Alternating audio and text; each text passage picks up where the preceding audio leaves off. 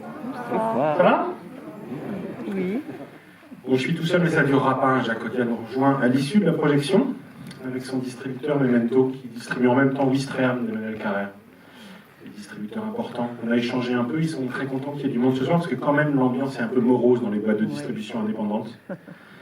Donc là, je dis, voilà, l'idée c'est quand même que ça lui fasse un bol de fraîcheur et de revigorisme. Parce que quand même, voilà, le film n'a pas exactement obtenu le résultat escompté.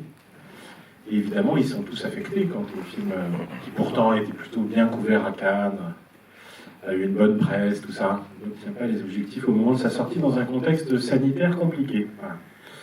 Non, je dis juste deux mots, pas tellement sur le film, parce qu'on en parlera longuement avec Jacques Audiard tout à l'heure, mais plutôt sur la fidélité d'Audiard, parce qu'elle est juste remarquable. Jacques, il est venu montrer tous ses films au Méliès depuis 15 ans, sauf un. Parce qu'il a dit, ça y est, maintenant ça marche chez vous, j'ai plus besoin de venir. Bon, là, visiblement, je ne sais pas si c'est lui ou nous qui avons besoin, mais il est de nouveau là.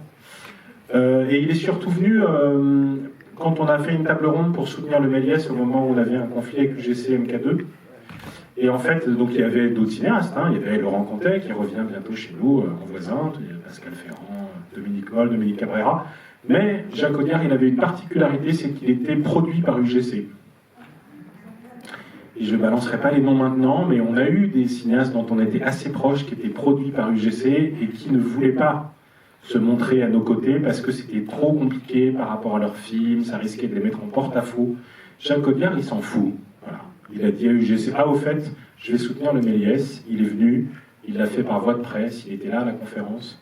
Et donc du coup, quand on l'a appelé pour dire, est-ce que tu veux être le premier cinéaste qui ouvre le nouveau Méliès pour Dipan qui venait d'obtenir la Palme d'Or, il a dit, bah oui, bien sûr. Voilà, donc c'est lui qui a ouvert le Méliès en fait avant même l'inauguration officielle.